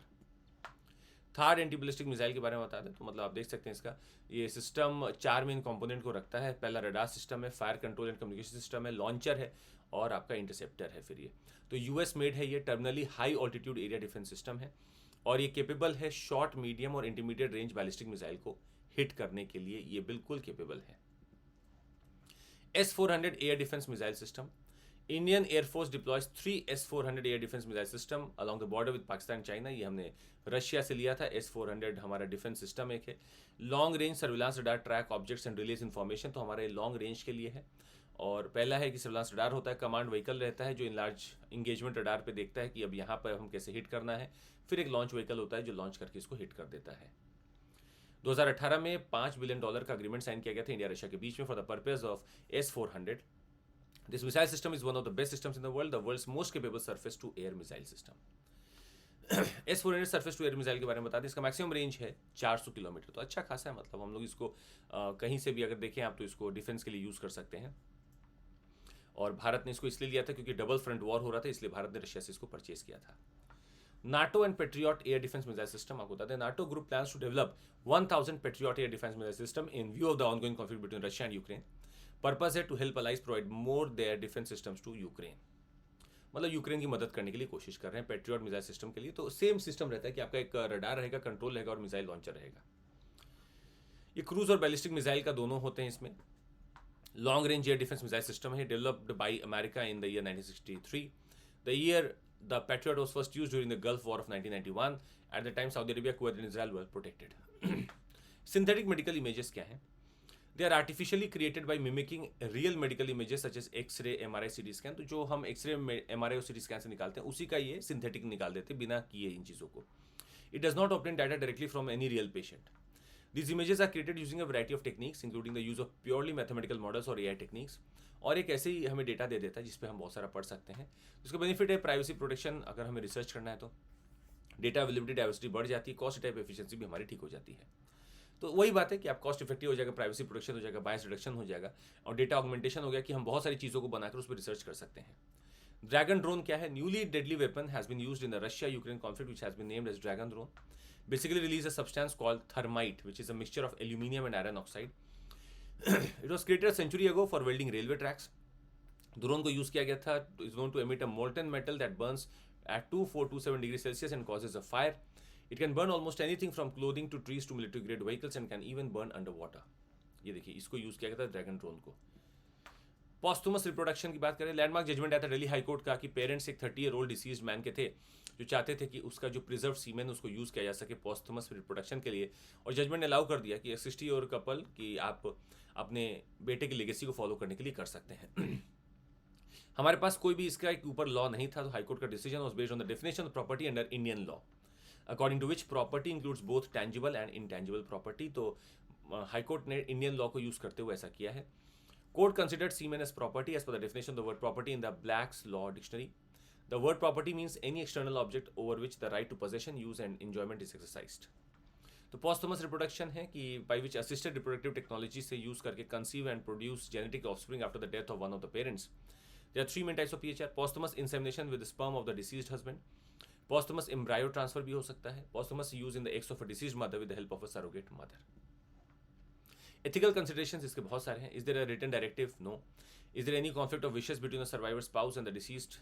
पता नहीं. What is the full gamut of best interest considerations? तो मतलब ये सारे अभी ethical considerations हैं कि क्या इसको करना चाहिए नहीं करना चाहिए. फिलहाल दिल्ली हाईकोर्ट ने इसको अलाउ कर दिया गया है. International Methanol Seminar, International Methanol Symposium and Exhibition organized in New Delhi under the aegis of Union Ministry of Road Transport and Highways. इसको नीति आयोग ने ऑर्गेनाइज किया था. Objective to achieve energy independence, strengthen agriculture economy, ensure prosperity of farmers of India. This event focused on the role of methanol in global energy transition. तो इसको launch किया था आपका union ministry of road transport and highways ने, जो organise हुआ था नीति आयोग ने. मिथेनॉल के बारे में आपको बता दें, it is conventionally produced from methane gas. Purified methane is cracked with steam in a steam reformer using a nickel catalyst at a high temperature. Methane and steam splits into syngas, a mixture of H2, CO2 and CO. The syngas is cooled and compressed to around 100 bar with the separate components reacting in a synthesis to reactor to produce methanol. इसका methanol का use क्या है? Producing biodiesel via trans-esterification reaction. Methanol burns in air and forming carbon dioxide and water. Basic organic material that is used to make formaldehyde, acetic acid, methylic acid, DMC, etc. Used as a cheap organic material and solvent, pesticides, hydrogen, medicine and dye. तो natural gas से methanol से acetic formalin भी बनता है, और ये बहुत सारे केमिकल प्रोडक्ट्स में यूज़ होता है. प्लाईवुड है, हाई परफॉर्मेंस प्लास्टिक्स हैं, सिंथेटिक फाइबर्स में यूज़ होता है. नेचुरल गैस से मिथेनॉल निकालते हैं. मिथेनॉल से गैसोलिन एडिटिव MTBE बनता है, जो एनर्जी इंडस्ट्री में बहुत काम आता है. मतलब बायोडीजल फ्यूल है, डी मिथाइल ईथर जो आपका DME है, फ्यूल सेल से मिथेनॉल इलेक्ट्रिक पावर जनरेशन में भी यूज़ होता है. तो एप्लीकेशन बेस्ड क्वेश्चन कन्फर्म आते हैं कि कहाँ कहाँ मिथेनॉल का यूज़ कह सकता है. मिथेनॉल या डायरेक्टली या इनडायरेक्टली यूज़ बहुत चीज़ों में हो सकता है. नेशनल फार्मास्यूटिकल प्राइसिंग अथॉरिटी के बारे में बता दें आपको. NPPA अप्रूव किया है 50% increase in the ceiling prices of 11 scheduled formulations of 8 drugs under the drugs price control order 2013. National pharmaceutical pricing authority एक इंडिपेंडेंट बॉडी ऑफ एक्सपर्ट्स है under the department of chemicals and petrochemicals, जो कि ministry of chemicals and fertilisers में आता है. ये बात याद रखिएगा. Established in 1997 as an attached office of the Department of Chemicals and Petrochemicals. Objective इसका क्या है? To fix and revise prices of bulk drugs controlled under the Drugs Order 1995 and to enforce prices and availability of drugs in the country. तो याद रखिएगा, ये सब considerations करता है कि powers from the drug price control order लेता है. Review with inputs from industry. National list of medical essential medicine भी निकालता है. गवर्नमेंट रिकमेंडेशंस भी देता रहता है. आउटपुट्स ये क्या करता है? प्राइस मॉनिटरिंग करता है, प्राइस कंट्रोल करता है through amendments to DPSO 2013, that is drugs price control order 2013 को अमेंड करता है. Not more than 10% increase in the MRP from the previous year MRP, इसके ऊपर ये बाध्यता है. तो ये कंसिडरेशन लेता है रहता है, मतलब पावर्स इसको मिलते हैं इस ऑर्डर से, तो रिव्यू भी लेता रहता है. National list of essential medicine जो कि पीरियडिकली रिवाइज होती है उसको देखता रहता है. गवर्नमेंट रिकमेंडेशंस को भी सुनता रहता है. NNC 2215 क्या है? Developing a smart insulin for the treatment of diabetes named NNC 2215. ये नाम बेस्ड क्वेश्चन बहुत आते हैं. तो smart insulin has an on off switch that enables it to respond in real time to changes in blood sugar levels. एक smart insulin है NNC 2215, developed by scientist at the Bristol university in collaboration with companies from Denmark, UK and चेक Republic. तो ये on off switch के साथ है, मतलब ये रियल टाइम जैसे चेंज होगा ब्लड शुगर लेवल में ऑन हो जाता है. Shakti sat mission, global mission launched by aerospace startup Space Kids India. Objective है to train around 12,000 girls from 108 countries on space technology. Targeted to launch a satellite under ISRO's Chandrayaan 4 mission, which will promote international cooperation in space exploration. 120 hours of online training for high school girls. In this, they will be taught about various aspects of space technology, payload development, and spacecraft systems. After completion of online training, the mission will select 108 student girls, one from each country. They will visit India between June and August next year for practical training, building payload and spacecraft prototypes. Significance इसका यही है, nurturing talent, promoting international collaboration, generating interest in the vast possibilities of space science. Just energy transition हम लोग बहुत use करते हैं, आपको बता दें। Report release by environment and climate change research think tank I forest. Title of the report है just transition just finance. एक अटेम्प्ट है to estimate the cost of phasing out coal mines and coal plants along with the cost of ensuring socio-economic sustainability in coal development regions. India will need more than $1 trillion over the next 30 years to move away from coal. Coal will remain a central part of India's energy mix for at least the next decade. The word just here refers to an equitable and inclusive transition. तो याद रखिएगा, इसका मतलब होता है equitable and inclusive transition to a low carbon economy that takes into account the interest of workers also, societies dependent on the fossil fuel. तो जो लोग dependent हैं उसके ऊपर उनका भी ध्यान रखना है। India is currently the second largest producer of coal globally, with a large number of people employed in the industry. Cost associated with the equitable transition in India: cost of closing and reusing mines, decommissioning the coal plants, repurposing sites for clean energy, skilling workers for green jobs, etc. तो ये हमारा अभी तक का छोटा सा coverage था। हम आपको बता दें, साइंस एंड टेक्नोलॉजी को करंट के हिसाब से ही आपको देखने रहना है, ताकि आप अच्छे से कर भी सकेंगे। इस सेशन के लिए बस इतना ही। आपको और बहुत चीज़ें मिलती रहेंगी हमसे समय समय पर, और पीटी के लिए आपको बहुत सारी चीज़ें हम देंगे और एडवांस वर्जन में भी देंगे, तो जुड़े रहिएगा। That would be all from my side. Thank you so much, take care, जय हिंद।